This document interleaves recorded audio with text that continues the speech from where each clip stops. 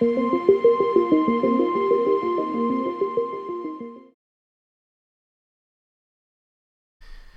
on this page, I want to do a couple really cool things, I think. One is to include the user's image, whether that's from the camera roll or just taken from the camera itself, to place that basically inside of a spacesuit. And then what we'll also do is kind of float some stuff around, and we're going to use what I call in the kit generators, which basically just duplicate the same element, and that has all the same properties that it started with, whether that's SK actions for rotating it, gravity, everything. And what we'll do is we'll pull those items kind of into the spaceman, and we'll, in the book we'll kind of pretend that he's repairing something like that. So we'll float some wrenches around, and maybe after like 5 wrenches, you just auto advance to the next page. But it gives something, gives the kids something for them to be able to kind of grab onto and move around, which we haven't actually talked that much about pressing down on something and dragging it into an area, removing it, and kind of counting that forward. So 2 big examples, and let's begin by kind of arranging things. I'm in a new page. It's called Spacesuit, and we have Spacesuit. There it is. All right, so this is going to be the kind of the main backing of the suit. I don't really need to. Oh, actually, you know what? I do need to name it something appropriate, don't I? And then call it, give it a custom class element. Let's shrink this up a little bit. I kind of imported it a bit big, so it's, but that's all right. We can zoom it down a bit, and that's gonna be one layer. Let's put this at a Z position at about -50, and I'm gonna put some stars in here as the background at about -100. And we'll use that same star scene that we had previously. This one I'm actually going to make a little bit bigger and probably stretch it out a little bit like this, just so that I can kind of rotate it and you don't see areas like that back there. So there we go. So as long as there we go, put it in the center. So if I can spin it around visually and not see anything getting, showing the back around, we're good to go. Let's set it back to 0 for right now. That'll kind of make it seem like he's, I don't know, the camera's affixed to him. Let's call this stars, and then drag another color sprite out here. This is going to be the helmet glare, and again, a little big, so let's move it down some. And for this, I'm going to put this at a Z position of 20. And then I'm also going to make it so that the parent of this is the spacesuit. So I'm just going to type in there spacesuit. So now anytime I move the spacesuit around, moving the helmet glare as well. Don't really need to interact with it, but I'll give it a name anyway. And then here's an important one to put the user's image inside. This is going to be called the camera roll placeholder.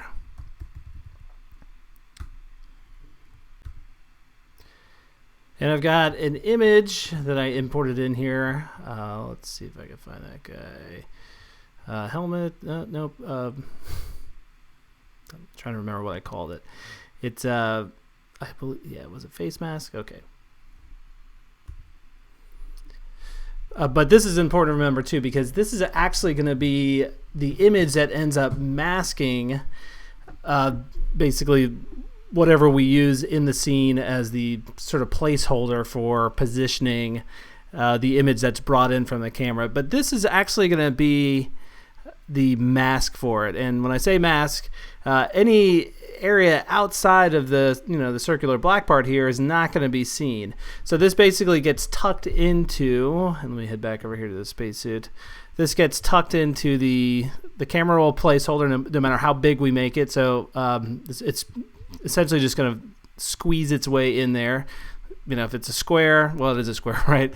In a circular area, then that circle is going to get squashed down to take, up just this little area right here. So as you're kind of, laying this out, typically what I do with the camera roll placeholder is put the face mask in there, and then that just gives you an idea of what the end result is going to look like. So you don't actually have to, but again, I think it's just best for layout.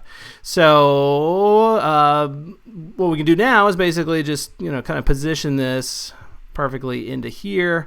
Don't parent it to anything else. What ends up happening is the actual image from the camera roll, code-wise, it comes out, it gets masked, and then it gets placed as a separate object inside of, or just using the same properties for the camera roll placeholder. So if you try to parent it, that's just not kosher. And then let's put this at a Z position of 10, so it'll actually, or it should be, behind our helmet glare over here. It shouldn't matter that the helmet glare is, well, maybe that does matter. All right, well, let's break that out of there. We'll SK scene. Okay, so obviously that does matter. Because I do want the helmet glare to be in front of the camera roll placeholder, and then visually it kind of looks like the kid, whoever it is inside of the spacesuit, or it might even look like they're kind of reflecting off of it as well. Okay, those are our kind of main components for getting this set up. Really just the camera roll placeholder is what matters for the bringing in an image. And let's put a couple of buttons in here to make this happen. So one of them, I've got a image in here called pick. So press that, you get to pick an image. I'm gonna make it a little smaller on the iPad. And then let's do another one called take. What's the name of it? Okay. And we'll call this take button. Give it a name of elements as usual. And this will be, again, element and pick button. Okay, so this is going to pick from the camera roll. This is going to actually take a new picture. And with that, let's go head over to the property list. Let's make a new page. So I'm just going to copy one of our other ones. We'll call this space suit. Unfold this. And as for events, we do have a couple, at least one in here that we need to put in right away. Elements. Oh, that's a lot to. Let's just get rid of that and just rename one of our other dictionaries elements and get rid of it inside of there. Labels, not planning on any for right now. And event listeners, we'll keep this in here for the moment. Okay, so we've got our pick button. This is going to be a dictionary. And unfold that. Dictionary. This will be touch. Let's make it a touch up event. And then for our take button, similar, just copy and paste it. Okay, unfold both of these guys. And the property names are pretty easy to remember. Add in a new property. This is going to be take photo with mask. And then we specify the image inside of the asset catalog that we want to act as our mask. All right, so that's going to be our face mask. And then similar, this one's just going to be pick photo with mask. And then before we get this started or tested, let's add one event in here. This is going to be show saved image with mask. And again, this is going to be our face mask. And what that's going to do is it's going to find the camera roll placeholder that we currently have in there and then just automatically add in the image that we had previously saved from the photo library. And that actually gets saved as an NS user default. That's kind of neat. You can save a JPEG image to those NS user defaults. So even if the app is shut down, nobody plays it for a few months, when they come back, that image is still going to be in there. And if there isn't one, it just gets safely ignored. So let's give this a shot. So here in the simulator, you obviously can't take a photo, but if you do hit pick, it should give you a prompt like this. And as soon as that goes away, you can probably allow it to access your photos. As usual, running reliably slow on the simulator. Okay, not the most exciting photos, but let's grab one of these waterfalls over here. And sure enough, you'll see it in there. Now let's back out of here. It looks like I should probably shrink down the size of that a little bit. That helmet glare should be over top all of it, but easy fix. And we'll head back to the main menu, and then let's just quickly go forward again. You'll see that image still is in there, so it's actually saved it to the NS user defaults for the simulator itself. Great test, and let's make that little adjustment real quick. So that was our camera roll placeholder. There we go. Yeah, I can definitely tell that was a bit too big. And keep in mind too that you can do, you can rotate it, things like that initially as well. Now, because it's not actually the camera roll placeholder that you end up seeing in the end, it just your image ends up inheriting some of those properties. You can't actually do a timeline-based animation, but I'll show you guys how you can animate the thing that basically the camera roll picture that ends up taking over that later. But there you go. In just a few minutes, we kind of at least got things started. And I do want to point out actually too that there's a much longer tutorial on how you can pick and take these images and then proceed onto another page, or I guess manipulate them on the same page that you're at. And you can adjust where the mask is at. You can do squashing and stretching, or I guess compress it horizontally or vertically within the mask using a bunch of other properties. But because I kind of taught that already, let me just point out where that is. You should be able to find it in the documentation two ways, either going over here to the video walkthrough of demo pages, or if you just scroll all the way down, you should see at some point a cute little baby face. Maybe there it is. Well, kind of tucked in the background there. Pick images from the camera roll. It's getting cut off, but there you go. That'll show you guys how to, and you can kind of even get an idea. See, there's those little arrows and magnifiers to actually manipulate the image. It takes a bit more work, and I actually want to just focus in on something that I haven't taught yet, which will be these adding these generators and then pulling them basically down into the spaceman and all that. So let's move on. So let's move off to this side of the screen, and we're going to drag out another color sprite here. This one is called Wrench, and this will be the thing that we kind of basically just float across the screen, and you have to drag it down, and we can make the spaceman kind of bounce up and down a little bit to rotate slightly, and hopefully it'll seem like he's kind of repairing the ship or something like that. So let's give it a name of Wrench, and we do want to make this an element. And this is going to be the object that we generate more of. And the way that works is basically just going to copy exactly what it is in its current state, including any sort of SK actions. And let's go ahead and put in one right now. Type in rotate over here, and it should be easy to find our wrench, but if not, there it is. Set this up real fast. Let's make it rotate 360 degrees. We'll loop this. And then if you want to just kind of check the speed, that's probably about right.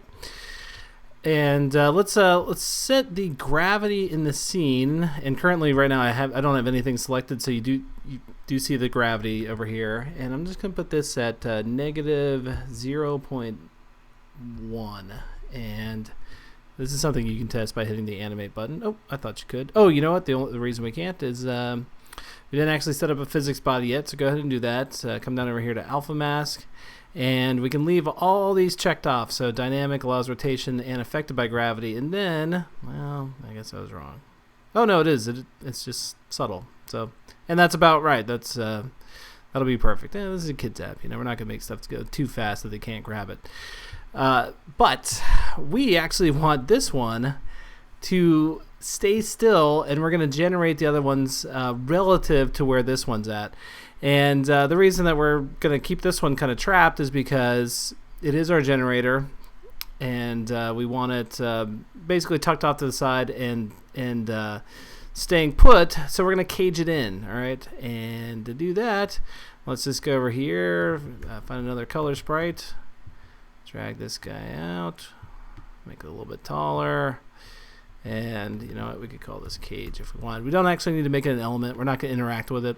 The only thing we're going to do is just set the bounding rectangle, and then we want to check off dynamic allows rotation and affected by gravity.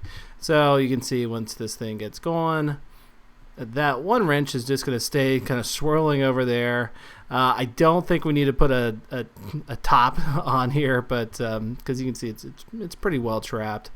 Now the other ones, again, we get to kind of generate them offset of our original, and to do that, we just need to come over here to the property list.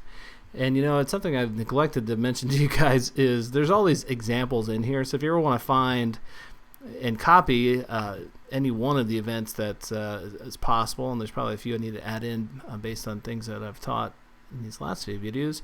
Look at them. They're all in here, set up with little kind of notes and everything like that. But in our case, we want to grab a generator. So we'll go down here, over here to generator. And you can see we just have one in here already. So go ahead and just copy the entire generators dictionary, including the one that's in there. And after you do that, go ahead and just fold in all this stuff. And then let's just be sure we paste this just into the root of the page. So there we go, generators. Unfold this, and first thing we're going to do is change this to the name of the element that we want to generate. So that's going to be our wrench. Remember, we gave it that name.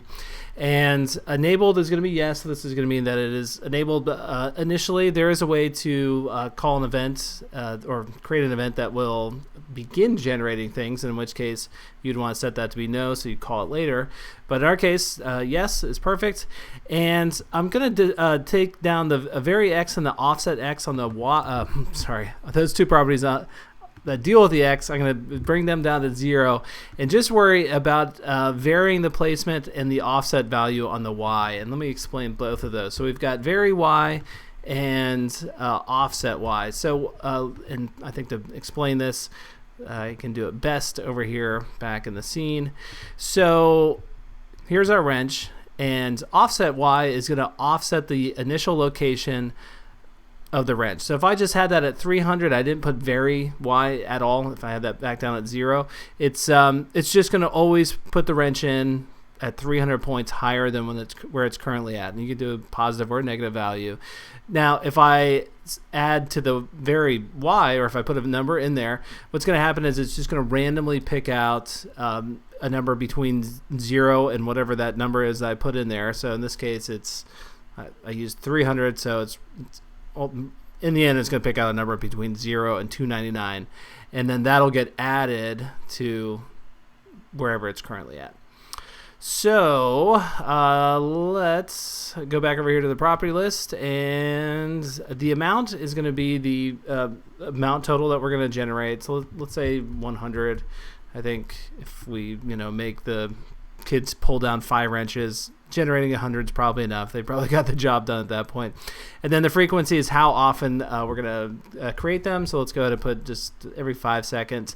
And then the delay is going to be the initial delay. So I'd say let's go ahead and test it, but there's one other thing I want to do, which is to give the wrench some special properties, and those get generated along as well. Every time it gets copied, everything gets copied with it. So even things that we put in via the property list. So I'm going to put in a wrench entry here in the elements, and let's do both a touch up and a just regular touch event. So on the touch event, we're going to change this to start following touch. And when you leave that value blank, it just gets applied to itself. So that way kids can touch down on the wrench and pull it down into the astronaut. And then this is going to be stop following touch. So just the opposite. So when you let go, it's going to stop following that. And just initially, so we can kind of see how this looks, I'd like to pull this guy out of here. Let's just move them over a little bit, just so you can kind of see the generation a little bit quicker. So let's run it. Okay, sure enough, the first wrench is already in there right away. And there's that second one. So now when I pull down on this, I can move it around. Obviously, we need to change the Z position because it's behind the helmet right now. But you get an idea how that works. And it's pretty cool that it can collide with the other ones that are already in there. And yep, sure enough, I guess our bottom wrench is, maybe we should cage that in a little bit better, huh? But I think it's working, right? So let's head back over here to the scene, and yeah, move these guys back over some, because we definitely don't want to lose track of that initial one. Okay, and what the heck, we could really cage this guy in, huh? I don't know in what world this would happen that it could get out, but there we go. All right, so again, a nice little thing to have off screen. And let's adjust the time just a bit there. I think every 5 seconds is a bit too much. Although, you know what? It is the simulator, so it's hard to tell, really. Maybe we'll put it in there 8 seconds. I think they're going to fly by a little bit faster. Okay, so after we've done that, let's go. I did talk about making the stars move. Let's do that. And we do already have a rotate action in here for our wrench. If only I could find that. For some reason I'm having problems. There we go. So I'm just going to copy the rotate that we already have in. And then let's find our stars. There we go. Paste these in. It's going to paste in that it's an infinite loop already. Let's just make the duration something rather high, like 39. And then when we run this, there we go. We should see, you can kind of imagine the effect that's going on there. Okay, and then let's deal with putting the wrench into a kind of disposal bin over this way. So I'm going to grab a color sprite. Oh, and you know what? While I'm thinking about it, let's go ahead and set the Z position up pretty high, so maybe 200. And I'm going to call this area trash. And let's also set the Z position kind of up there. Even though you're not going to see it, it'd be easier to select it. So I'm going to take the opacity down. And again, this is going to be called just trash. And then custom class is going to be element. Okay, so by calling it trash, it actually gets a special property for what we're going to do, which if we are going to listen out for an intersection between the wrench and this trash, what the kit knows to do is to dispose of the other item. Okay, essentially this is like your trash can, and when this gets dragged into here, it gets removed. So to set this up, let's go over here and find one of our existing event. Oh, we already have an event listener in there. So let's just unfold this. Let's call this trash wrenches. Fold that down. We're going to listen for intersection. That's the name of it. And then we're going to listen for the wrench going into the trash. And then just for right now, let's just output a message. Oops. Output, if I could find the P key. There we go. Collected another wrench. Okay. And let's see if this is working.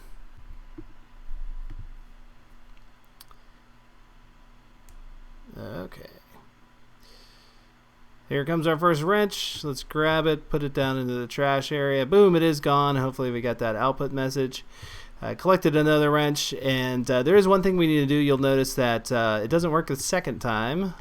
Okay, and that's because the listener was already satisfied, so it quit on us. And what we need to do is just fold these guys up and put in here one property, which is always listen. Make that a Boolean value set to yes, and then every one of them is going to do that. All right, so now let's give people the indication that the spaceman is working with that wrench. So let's grab one of our actions that we've already got over here. How about move up?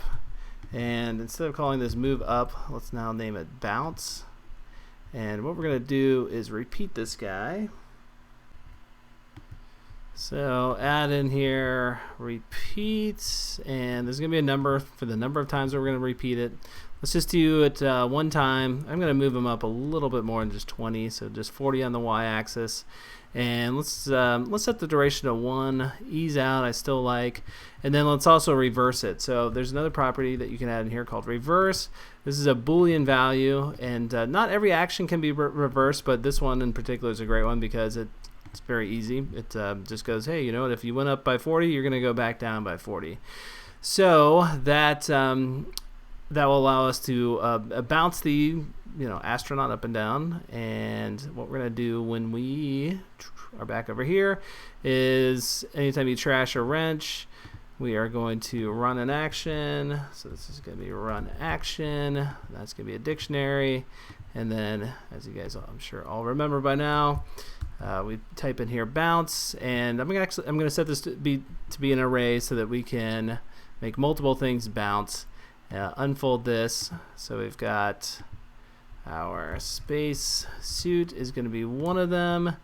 The camera roll placeholder is going to be another one, and then here's one that's really important, and that's going to be the camera roll picture. All right, and that's actually not something that's in the scene right now, but that's the name of the object that gets created that's actually holding onto our image. So then you might wonder, well, why are you bouncing the camera roll placeholder as well?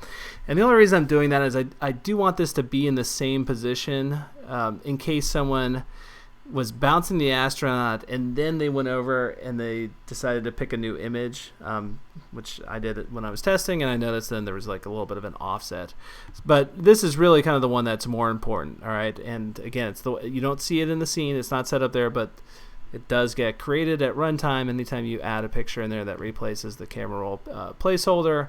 And let me jump back over here to the spacesuit again. I can't remember if we had the helmet glare. Still a separate thing, so let's go ahead and we'll move that guy as well. So that was helmet glare. Okay, and if we want to, we could also basically do the same thing for rotating. So I'm going to just copy one of our other rotate ones. I'm going to paste this down here. Let's call this rotate by. Change that to rotate by, and this is going to be I think number 10. Duration, let's set that to be 1. Let's also repeat it so it goes back, and then, repeat it so that it does it a few times. Let's reverse it, and that does work with the rotate by. Actually, and repeat, maybe we'll do this a few times. Let's do the duration a little bit less though, just so it's a little bit different than the bouncing effect, and I think that probably does it. So let's come back over to here, and then what I would do is I would just copy and paste this one because it's already got in all the things that you want to interact with, and you just have to put in here now rotate by. Okay, so let's give it a shot. And because I got better images on my phone, I'm just going to screen capture the playback from that. There we go. Great image. Kid's looking in the mirror or something like that. But it does kind of look like he's reflecting off the helmet. And let's skip forward a little bit. All right, so here's our first wrench that comes out. Drop that guy in there, and you'll see, sure enough, the astronaut starts shaking away. And, get to see all the icons I got on my phone. Half completed apps. Okay, so of course there's any number of things that you could do that we've already talked about when you detect that the wrenches have been trashed. And one of the things you could consider is creating a separate event listener to basically just listen out for a particular saved variable that just gets incremented upwards every time you trash one of those wrenches, and then after like maybe 10 of them, it just jumps you to another page. But that is about it for this video because we've gone incredibly long, but I think we have learned a lot, right? Okay, see you in the next one.